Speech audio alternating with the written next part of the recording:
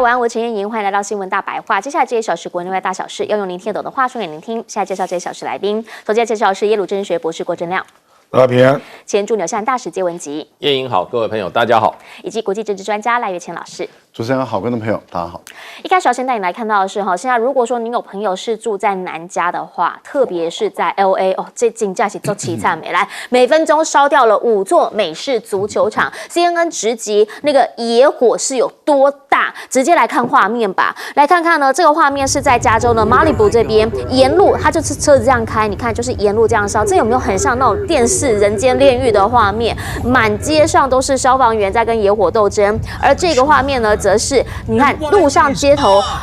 麦当劳啊等等，全部都是烧成这个样子。那现在来说呢，就是因为他们目前的状况没有水可以好好的去灭火。美国的海洋与大气管理局卫星呢，你从空中去测试，去看那个火灾还有烟雾的位置呢，就会发现那个速度其实很快。那当然最主要原因也是因为风很大，那又没有能够及时的来定点灭火，所以目前呢已经烧掉了8000公顷的土地，造成至少呢我看到也有7个人的受伤，7个人死亡。那另一个部分呢，则是这一次在马里布那边呢已经10个了。在马里布那边呢，其实它就是一个豪宅区，而且它靠近好莱坞，有很多名人都住在那里，特别在山上那一边，现在灾情是最惨重的。最新的一个空拍对照比已经曝光，有7个地方呢是在狂烧，数千栋房子，是一次数千栋房子，现场变成了一片废墟。我刚刚讲很多名人住这里嘛，包括了谁？我们昨天讲的 Hilton Boris 呢，还有这个小班班艾弗列克，他们家通通都烧光了。那里面呢，也有包括价值1.3亿拜登儿子的豪宅，说也被烧到只剩下烟囱。你这样就大家可以理解，目前呢在 LA 这边是什么样的一个惨况，因为真的是史上最惨。虽然每一年都有烧，但这一次真的是最惨。连现在的保险公司呢说，有保险的要理赔的可能就会超过200亿美元，毕竟全部都是豪宅。你要知道，加州基本上呢，它一年占他们美国的 GDP 大概是14%，很多后亚郎的里加啦，豪宅都里加啦，所以呢。这边又是民主党的大本营，本来要去意大利访问的拜登不敢去了，赶紧回来听这个地方的官员报告。可是有的时候就是你人都来了，不能讲对的话吗？听听他说了什么。我做了。 It's astounding what's happening. But the good news is, I'm a great grandfather as of today. I was a granddaughter, 10-pound, 4-ounce baby girl, a baby boy. So I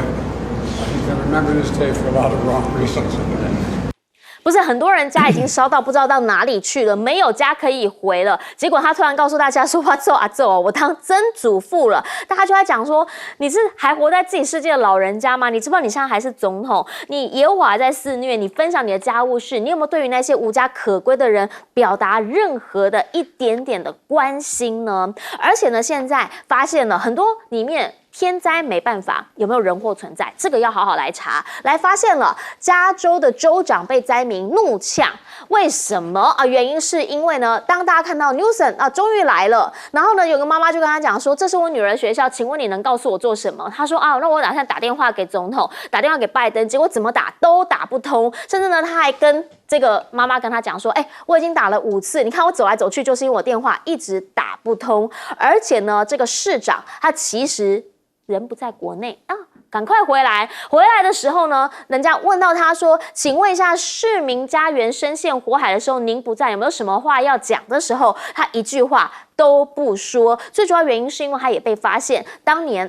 他狂砍了1.8亿的消防预算，所以导致现在连救火的钱都没有。一被问到哑口无言，川普就直接讲啦，说这里面从市长到州长，大家该辞职的、该有错的都应该要负责。原因是因为他认为这边应该是美国最好、最美丽的地方，化为一片灰烬，那不应该负责吗？北方的水为什么不进来加州？有水才能救火，现在没有水救火的原因，就是因为当时错误的决定。纽森的讲法则是认为川普政治化了一切。好，毕竟纽森也被认为是民主党下一次很有可能的一个政治明星嘛，所以他就觉得说呢，川普一切只是政治化的发言，他反而还觉得拜登比较没有在玩弄政治，是真正的在关心灾民。一场大火到底烧出了什么样的事实？我们想要请教一下亮哥，因为我其实也看到很多的画面，包括呢有人就在家里面拍，然后那个火就这样熊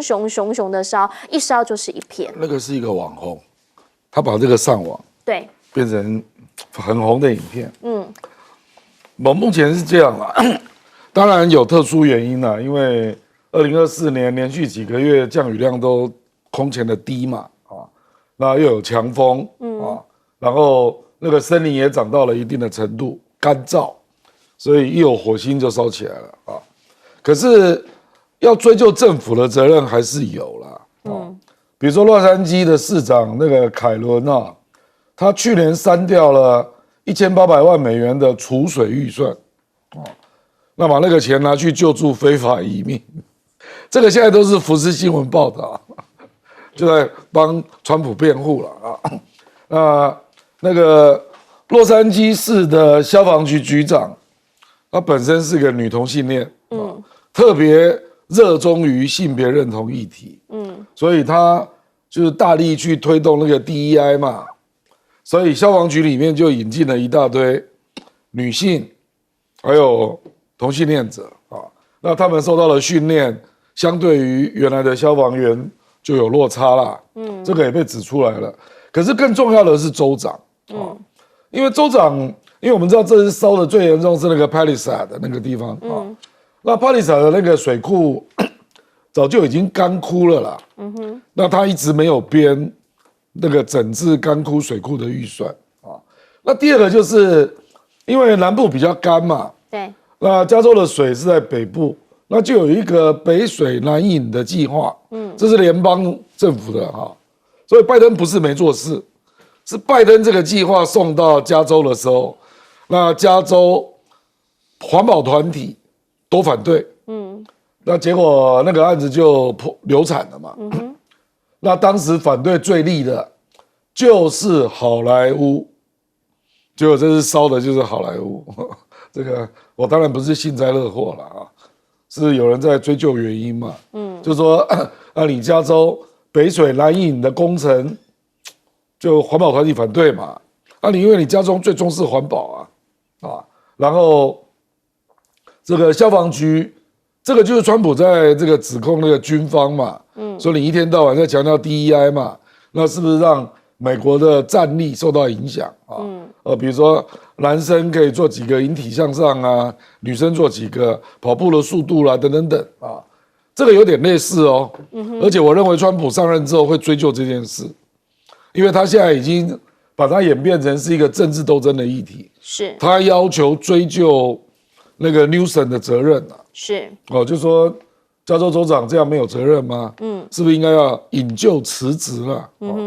那我认为这个议题，我估计不会那么快结束了，因为今天1月10号，对，川普10天就上来了，那到时候一定会，我认为加州会被共和党围攻了而且这个火还没结束，还没结束啊，还在烧啊，还没有真的获得控制啦。那光是那个 Palisade 那个地方烧掉的损失就236亿美元因为那个地方的平均房价是350万美金起跳，都是豪宅区啊，都是有钱人对了，那结果全部都被烧掉了所以我认为你刚刚也提到嘛，那个保险公司理赔金目前已经累积到200亿所以这个损失真的非常惊人所以到最后了，因为现在还没有结束可能损失会上1000亿美元那这个当然我觉得给美国是一个教训就说一些本来就该做的事，那加州是全美国最有钱的州怎么会没有做呢？比如说水库干枯对，还有北水南引，坦白讲，这种听起来都是很合理的做法，为什么你都做不到？就是因为这常年来说，它每一年都会有某几次就是大旱跟小旱的关系而已嘛。那如果说它是一个常态的话，为什么这件事情一直没有处理？因为不是没钱啊，你有钱啊。那现在呢，说天气预测媒体业者呢，他们在预估啦，这场大火的经济损失大概是介于1350亿到1500亿美元。那包括承保的跟未承保的损失，比较先前来说是大幅上修，那相当于台币5兆哦，那蛮多的。那另一点是什么？另一点是大家也想问一下介大使，我们才刚说他最近好像选完比较清醒一点点，拜登怎么现在又会在这个场合突然告诉他说：“哎呀，我要当 grandfather， 我要当阿祖了，我很开心。”不，这件事情一定要合在一起讲吗？他一定要在这种灾防的场所，在听完报告之后讲这件事吗？他根本就无心于人民嘛，他也不在乎美国人民的死活，对，他就可以证明出来，他平常讲的话都是假的，都在骗人。他本人就是这么样不在乎别人的死活的一个人。他在世界引起了几个战争，人家每个国家都说停战停战停战，就他从头到尾都不准停战。如果不停战什么，不然就是死更多人啊。他从来没有把人命放到他的心里啊。对不对？你说俄乌战争，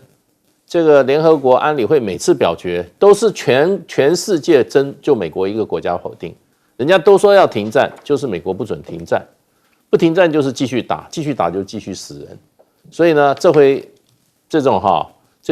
天灾人祸发生在美国了，他的本性就表现出来了。你看他在那边，他说啊，我会记住这一天的，因为这一天我的曾孙子也出来了。对，所以你看他这个人就是极度自私。我觉得他的那个真的是本质是这个人的本质很不好。对，就是说没有一点点悲天悯人之情怀啦，就是政治斗争，而且他也把美国的政治斗争搞到这个新的高度，把美国的司法部、把美国的这个调查局一起拉进来，通通在斗争那个川普到现在还在骂他。然后他本来还要去什么呢？他本来还要去意大利。对，请问一下，你都要还剩下2个礼拜，你就要下台了，你到意大利去干嘛？你花的都是美国人民的血汗钱，对不对？你那个飞机一出动，你那个美国总统出勤一次，连他的汽车都要送到那边去啊，多少的钱就这样花掉了。对，你看现在美国这个加州一下，人家说上兆的损失，对，你在任内你丢了多少钱出去？对加州有什么好处？不过，加州现在这场雪造成川普跟现在的加州州长Newsom 之间的公开的辩论，没错。对，不过我是觉得 Newsom 一定要负责，因为加州事实上的话，他在过去5-6年前，他也发生过一次大火，也是在洛杉矶，烧得非常厉害，对，那这个是因为大家都知道，因为气候变化嘛，然后加州本来就比较干。所以他那个时候他就应该有一个长远的计划，怕这种事情不要再发生。不管你有没有去有做什么事，你没有去引进新的水源，你就已经是问题了。请问这个大火发生了，加州大火5年前发生大火，到今天又再一次大火，这中间你们这些加州的政治人物为加州做了什么？看样是没做。这情况比那边上一次还严重啊！消防栓里没水。对，消防栓打开没水，结果呢，川普就在他的这个脸书里面，他写他说 Newsom 这个人渣要负完全的责任，他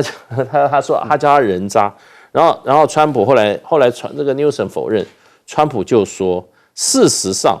他说这个川普亲自讲他没有允许更多的水资源进入加州，他是否决了。事实上，他下面的这个专业的人员是希望引进更多的水。那他的原因，川普还讲出来，他就是为了一种鱼类要保护。这个鱼呢，就是这个鱼的保护，让他这个通不过环评他也反对。所以人命重要还是人的生命财产重要？所以我觉得 Newsom 真的是应该要负完全的责任。应该讲啦，如果说真的是，因为我们知道加州它本来就是一个很重视所谓的环保议题的地方，但不管怎么样，如果说真的是这样的话，你主要的问题、民生需求问题还是得解决嘛。毕竟你这边你是有资源的你是有预算的，你是不是能够找其他的方式来解决，或者是那个时候你到底为此做了些什么补偿？安全的问题要先摆在最前面。对，我想我们不管研究社会学或者研究任何大家都会告诉你说不管是什么理论学说，它第一个问题要解决的就是先确保安全。那你确保安全以后，我们才能够从安全的这个基础上来开始叠加上来嘛。那当你的国家越来越富裕，或是我们的不管人权，或是动物权，或者是对于环境保护，那也是都要在奠基在这个基本的安全的架构上来去做。可是我个人是认为，美国他们的联邦政府也好，地方政府，也就是美国的公部门，对于这种大自然的灾害我个人认为他们很少上心的，他们很少像这个大陆或者像台湾。我们一般来讲，碰到大自然灾害的时候，政府一定会跑第一位。那政府跑第一位，军人、警察都跑第一位。我们看到的绝大部分都是这样。可是问题是在于，这个部分在美国却很少看到这种现象。你看小布希时代的卡崔娜风灾，那个时候他也要度假。然后其实川普又好到哪里去？然后拜登本身也是一样。上次的风灾来了也是一样，他还是要去度假。所以后来也是因为选举，所以川普才跑去嘛。夏威夷那是因为了选举，川普才跑去看灾。但是我们看到他们历届的总统，其实跟历届的州长，他对他们的大自然的灾害，我觉得他们很少上心。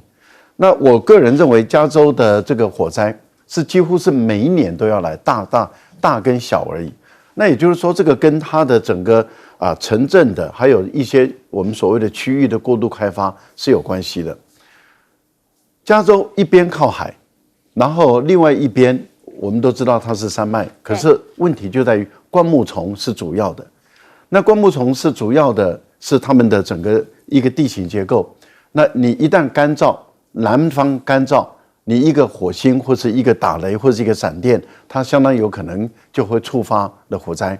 那所以它这是一个大自然的一个生态里面，你又没有办法解决的情形下，只能够做的就是防范于未然。防范未然，你要靠什么？这么广大的面积，你要靠的是这些无人机的侦测，然后事实上是无人机的第一时间的救火。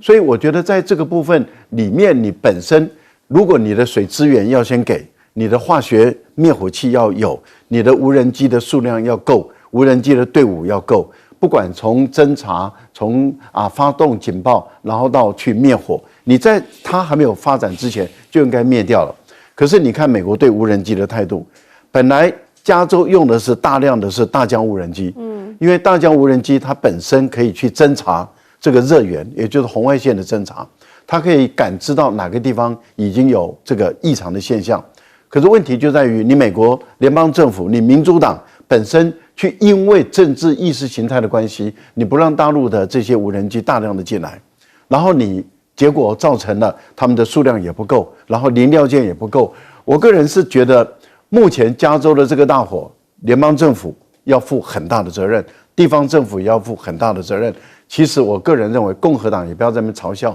民主党，两党都一样烂了。坦白说。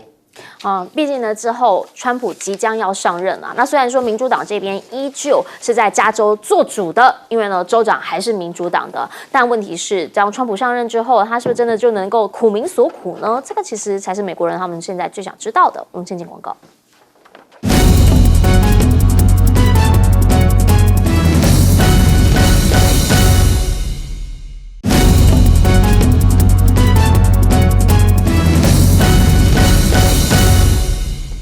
好，那你来看到的是接下来1月20号之后的美国会是一个怎么样的状态？会是一个地图好大好大的状态，什么意思？你来看到川普他所抛出来，真的是你还看这边他的账号他抛出来的美国是什么？加拿大也是他的，格陵兰也是他的，往下都是他的啦，反正世界就是我家，好吗？那大家就讲说这张地图没有解释任何的含义，没有抛任何一个文字，但基本上这就代表了一一切了啊！之后到底加拿大会不会变成美国第51个州？杜鲁道的讲法是：我们就是加拿大人，我们不是美国人。我们有很多的多元认同没有错，但是我们就不是美国人。那其实呢，在这一次扫到了还有什么？他南边这边的邻居墨西哥啦，原因是墨西哥湾他要把它改成美国湾，墨西哥总统就很生气啊，就想说啊，那你怎么不说你是墨西哥美洲呢？对不对？我们以前古地图你还墨西哥美洲嘞。反正不管怎么讲啦，大家都是对他这样的一个很直接放枪的话，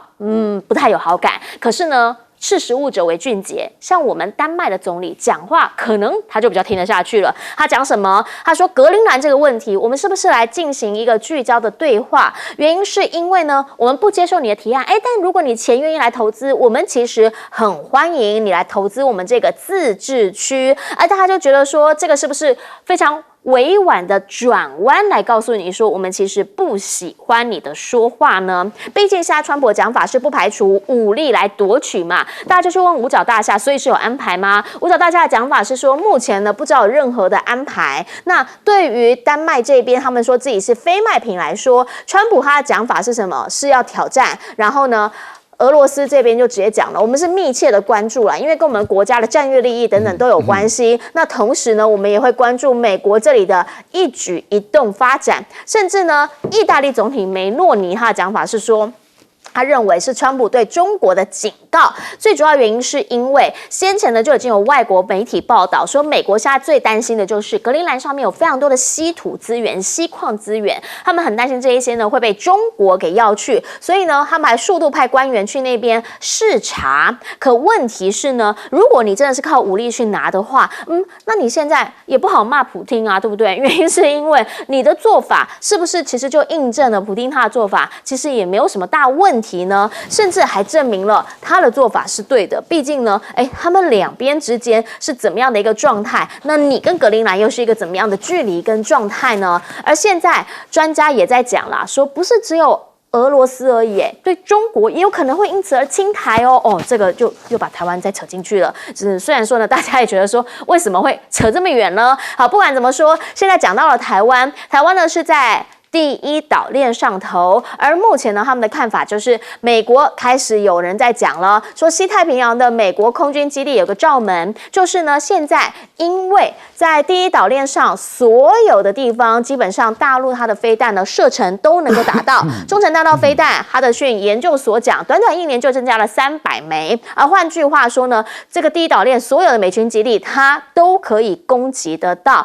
那相对的，美军基地在这边，他们的机堡啊，或是他们的这些基地的防护呢，根本就没有办法来抵抗对岸的势力。如果呢，还真的发生了台海冲突的话，甚至他们认为啦，说解放军的空军基地呢是比较具有优势的。原因是因为呢，现在解放军加固的飞机掩体数量已经从370个增加到800多个，增加了1倍多。那没有增加加固的掩体数量呢，其实也有超过2300个。那换句话说，双方是差距非常悬殊的。你想要瘫痪他的机场，跟他想要瘫痪你的机场，彼此之间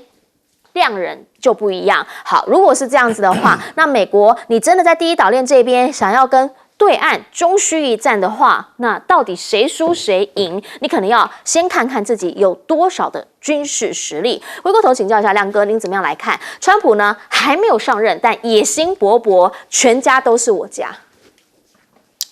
我觉得3个个案结果会不太一样啦。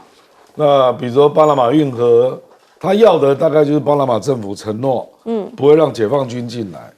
然后巴拿马运河的运费要降价，是，最后可能是这样。那加拿大就是川普希望在加拿大的部分美国企业啦，尤其是汽车的企业，要有一点回流美国了。那他用关税来增加你的成本嘛，要逼你来回流到美国嘛。所以最后他可能会精准打击某些产业了。那至于格陵兰，我认为川普是玩真的。可是不至于是出兵啊，他更可能的方式是逼那个丹麦允许人家公投独立了。目前格陵兰的老百姓还没有做决定啊，不过我认为这种声音会越来越大。那美国一定会媒体啦，还有包括各种未来的补贴啦，比如说他人口只有5.7万嘛，那美国可以承诺啊，每个人给10万美金啊，这样才57亿啊，也没多少钱啊。那格陵兰如果公投，美国当然就可以做很多文章了，说愿意给格陵兰更多补贴啦，独立之后啦那他就可以比照帛琉了，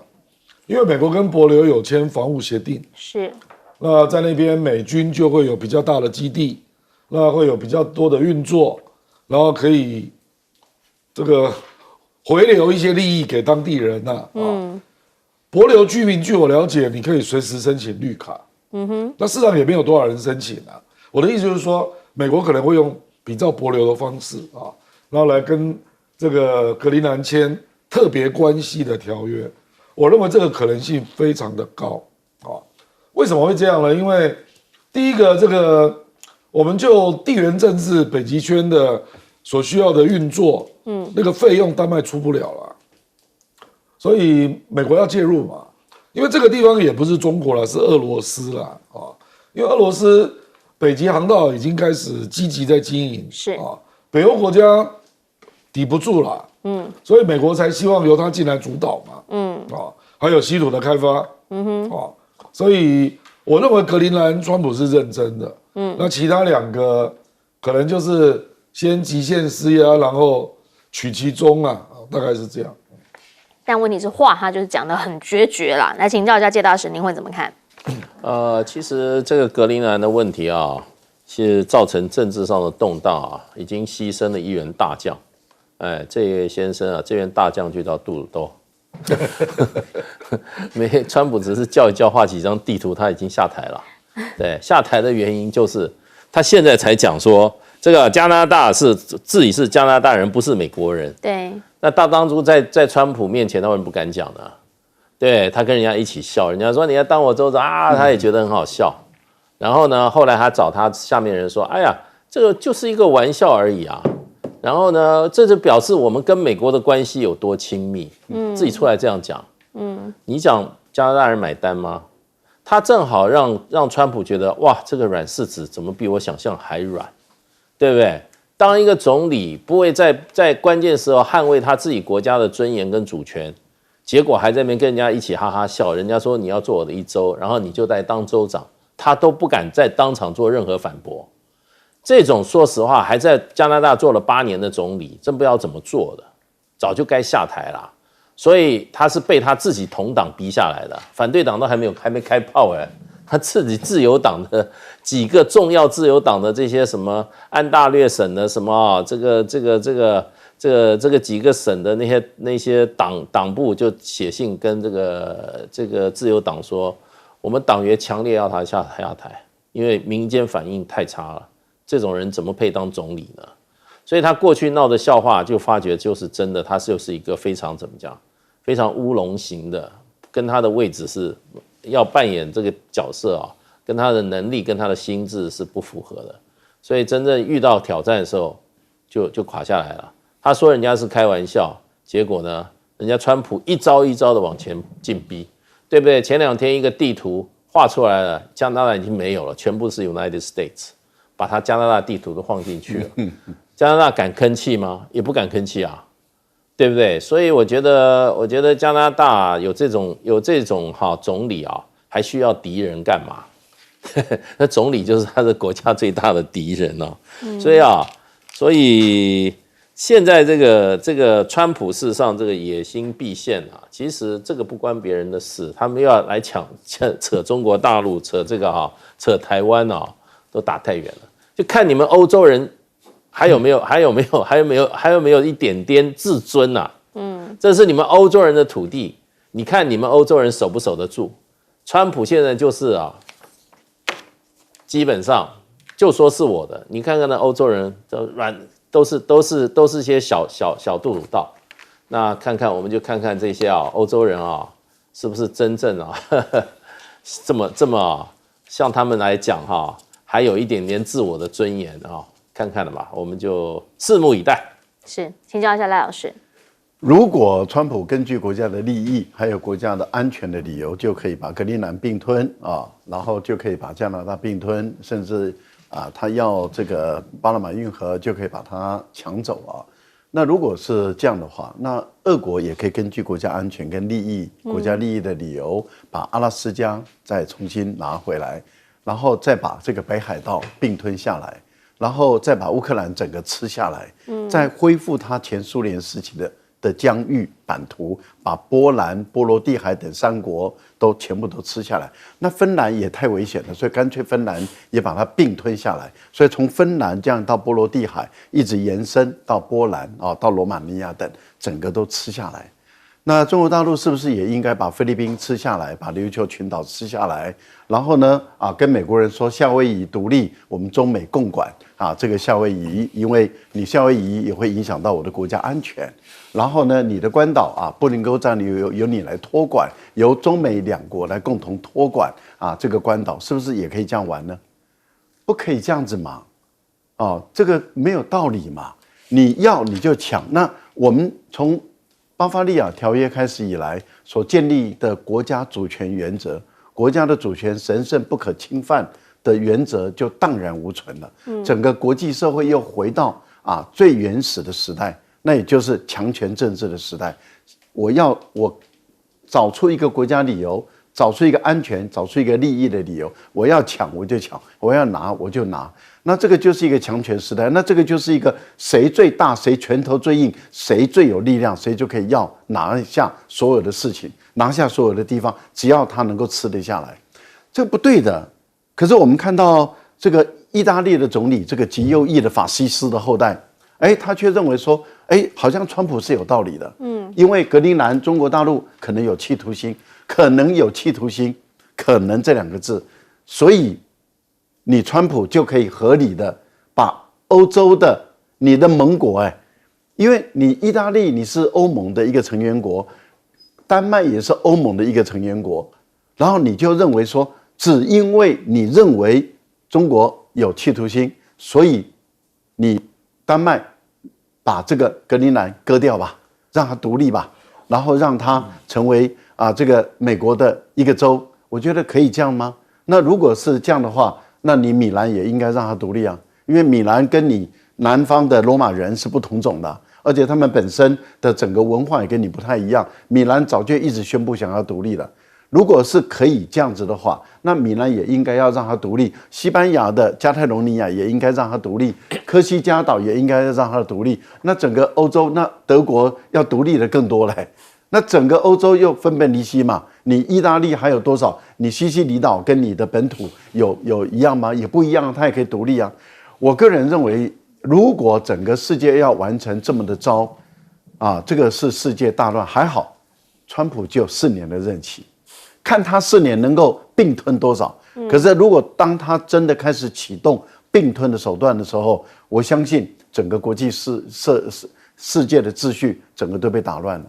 那就再也没有明天了。我觉得这个时候全世界要站出来，要阻止美国川普他的这些野心。我觉得这不能够掉以轻心，他是认真的。毕竟国际法上面还是有相关的规范。那如果呢，本来自诩为大哥的美国现在是这么干的话，那旁边的人大家就觉得说，大哥都不守规矩了，那我们还要傻傻的遵守吗？先进广告。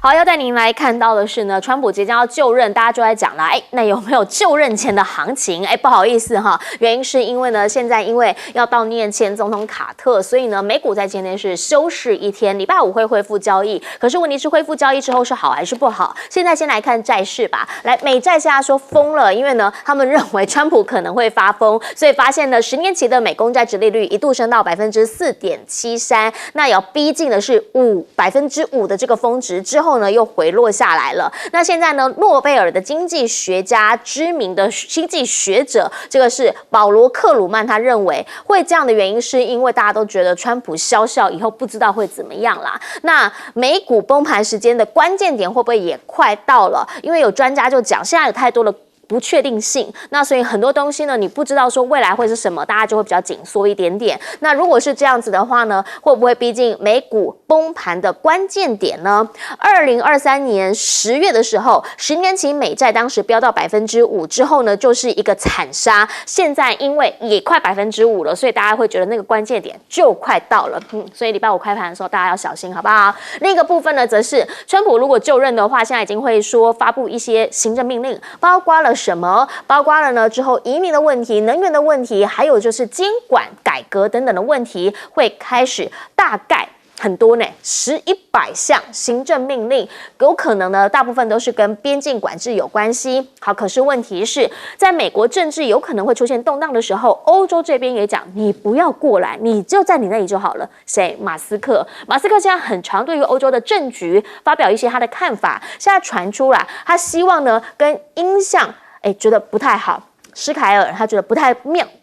所以他想要把他拉下台，要争取其他的支持。好，另一个部分呢，则是极右翼的部分呢，因为像马斯克是挺他们的嘛。好，布林肯呢在巴黎说公民权等等呢，马斯克是有权来表达自己的观点。可是这样子的一个讲话，大家就会觉得说，你到底在帮谁？好，毕竟呢，其实他现在包括了英国施凯尔，他要他下来嘛，德国肖兹他不喜欢嘛，法国他也看不上眼嘛。川普呢就被问到这一些话的时候，他讲说，我觉得马斯克做得很好啊，很聪明。大家开始在讲说，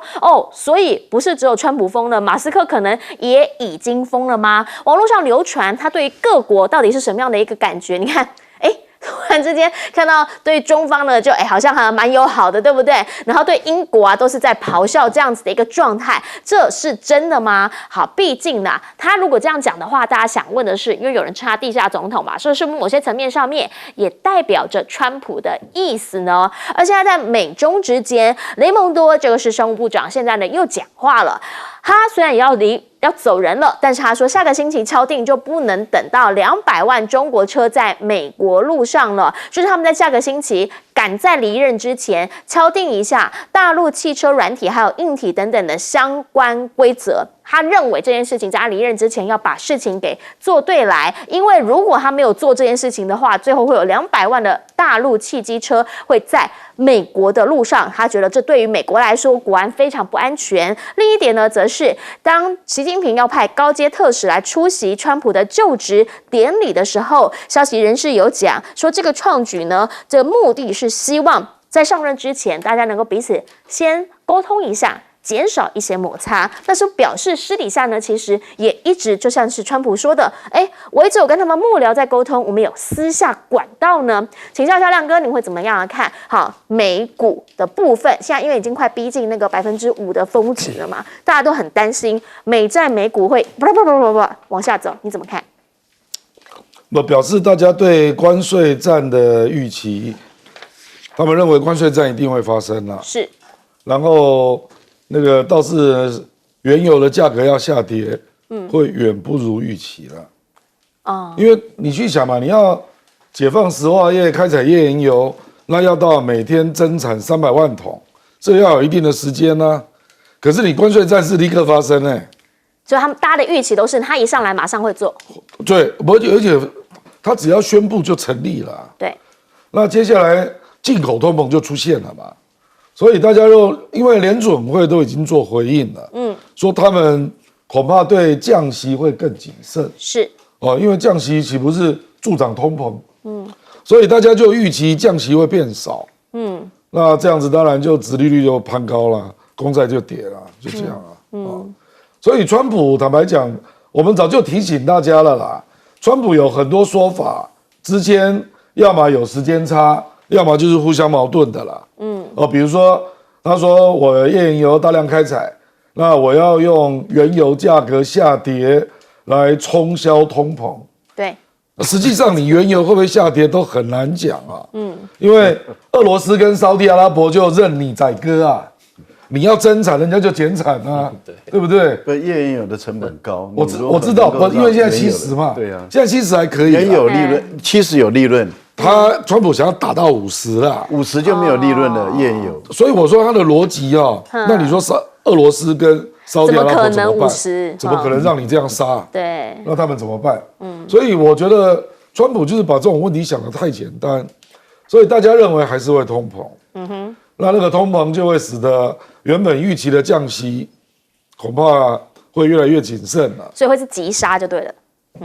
我也不要这样预测了，反正就是在这种情况之下，你美国不会那么快降息嘛，然后你美元还会撑在这里啊，嘿，因为你加人家的关税，对，那个外国的资金也会进来啊，对，所以你美元指数也下不去，所以你说会怎样呢？你美元如果还这么高，现在将近108，那你美国出口的竞争力怎么会强？比如说中国大陆就已经预期你要搞关税战，所以现在人民币已经给你贬到7.36了，有人预期要到7.5，就是本来大家预期亚币会升值，因为川普希望你升值嘛，现在没有人在升值了。比如说台币有一阵子又升回来，对，又接近32，现在又贬到快要33了，所以还是因为他1月20号上来之后，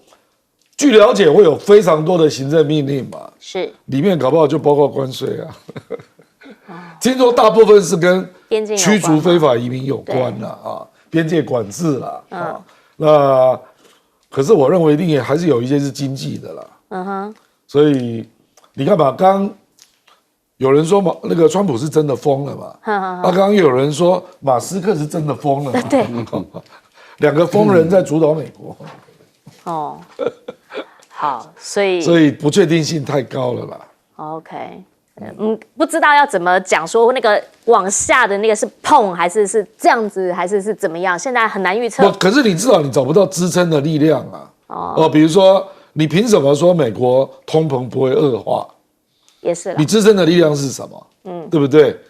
你一定要有一个很大的一个消费的东西把价格压低嘛。那本来大家就认为是原油下跌嘛。对啦。可是这个不容易了，真的不容易了。好，如果说呢这个没有办法支撑住的话，那跟他原本的这个相关的政策其实也不太一样，因为他一直强调他上来他就是要拯救这个美国的政治嘛。可是接大使他现在看起来比较长的是在插手别人的政治，因为要看到的是马斯克最近真的是对欧洲事务太热衷了一点吧。其实我觉得他们现在就是说完全从自己的政治价值出发啦。他们这种政治价值啊，就是川普这个 MAGA 这种政治价值啊。第一个，他们的社会议题上是保守的，所以他跟欧洲的自由党啊这些是没有办法合的。自由党就一天到晚搞这个 LBGN 这些东西的啊，那跟美国现在这个 MAGA， 它这个也不是传统共和党，就是 MAGA 党啊，他们是社会价值是保守，然后呢，传统价值、爱国价值啊。然后民主本位这些东西，这个跟欧洲只有跟欧洲的极右党是合的。然后呢，在这个经济政策上面的话，他们是主张的这种自由经济，他是不主张社会主义的。所以呢，他们这个又只有跟谁，又只有跟谁，又只有跟这个 MAGA， 这个欧洲的这些极右派合。所以他现在就是说你保守党，你像欧洲的这种保守党跟他也不合欧洲的社会党跟他也不合，对，欧洲的自由党跟他也不合。他跟他们现在 MAGA 党，美国 MAGA 党合的就只有这些欧洲的极右翼政党，所以他支持的通通是极右翼政党。那他们也知道，就是说 MAGA， 就是说川普上来，这些欧洲国家基本上在这个意识形态上，在情感上，在心理上。都不会接受川普这个政权的，所以呢，与其他也知道那些人都不喜欢他，不管你今天是这个马克龙，或者说你是今天英国的首相，还是这个德国的肖兹，跟他们就是说不是一挂的啦，真正一挂的就是这个另类选择党国家阵线然后现在最好的就是谁呢？就是意大利首相意大利首相就是一个极右派，梅诺尼就是极右派所以我觉得他们就是说有一点像传播价值一样，我美国现在是这样子的政治意识形态，然后你欧洲的话，我也支持你们这些政治意识形态所以这也是这个 MAGA 它的外交政策的一部分，也就是说，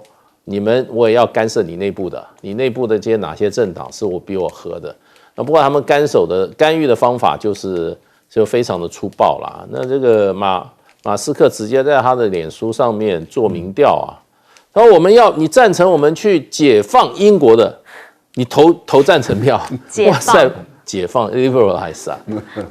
，56%，人家粉丝有2.1亿，2.1亿，所以他56%哎，所以他不是200多万人投票了，没有太多人投，可是呢，他就知道我一个人的力量就这么大，哎，然后呢？你看看美国还有这么多人支持他，甚至有些英国人搞不好都支持他，所以就变成说他们有声势。这种做生意出身就钱就是硬道理，我钱比你多我就用砸钱。那我现在我的声量比你大，你能怎么样？对，那美国人基本上我觉得他们这就发扬了什么 bipartisan， 就是两党政治。你看连布林肯都不会去讲这个，马斯克有什么不对？美国人是极端爱国的，欧洲人要想跟美国人沾美国人的光，我觉得他们那种那个时代已经结束了。美国人，要不然你就加入美国新的这种思想潮流，要不然你就等着被他颠覆，要不然就再不好就是你的国土他把你抢走。是好，但是呢，也比较有趣的是，马斯克他对于中国跟对于俄罗斯好像还蛮喜欢的。那所以想要请教一下这个赖老师，你怎么样来看？原因是因为现在发现习近平还派高阶特使来出席嘛，大家想问的就是，所以之后他们的关系会是怎么样状态？我觉得这个都是媒体在讲嘛，金融时报在这方面好像很关心，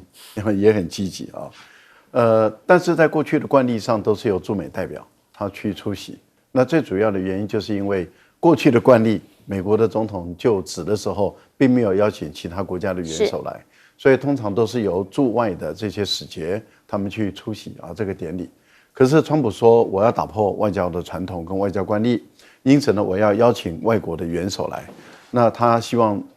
中国的元首能够来出席他的这个就职的典礼。目前我们已经知道的那可能性实在是微乎其微。接着大家就开始合理的判断了。说那既然是不会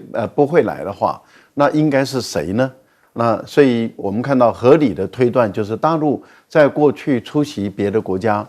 元首就职典礼的时候，派的是国家副主席韩正来出席。所以合理的推断，那也就是要不就是这个韩正来。然后要不就是再往下走一点，那也就是有蛮有影响力的王毅，这就是金融时报开始在爆派了说如果不是韩正就是王毅，然后他又说美国跟中国大陆现在正在积极磋商，因为川普希望的是蔡奇因为他是政治局的常委地位更高一点。可是这个对大陆来讲就不容易做决策了，为什么？因为第一个就是如果你今天派的规格是跟过去的外交惯例不一样，不是韩正，而如果你今天派的假设是蔡奇，那这个到底是对美国表示是示好，那美国会不会解读成为示弱？示好跟示弱这个是很难解读的。那如果川普认为说，你今天你看档次比这个韩正更高，所以你这个是对我示弱，那可能大陆是认为说我是对你示好。可是如果被美国解读成为示弱，这个对未来的交手那可能就麻烦了。为什么？因为很有可能他的举手势就高了，然后中国大陆一旦跟他对撞的时候，那双方的冲突那就更激烈了。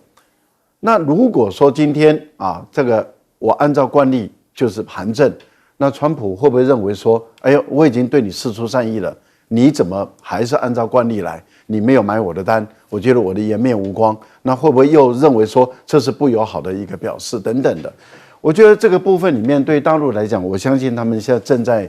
衡量，在思考。那如果最稳当的一个做法就是还是韩正，那也就是不卑不亢，也就是说你希望这个你以国家元首的邀请，就是你正式的邀请了，那我就按照外交的惯例，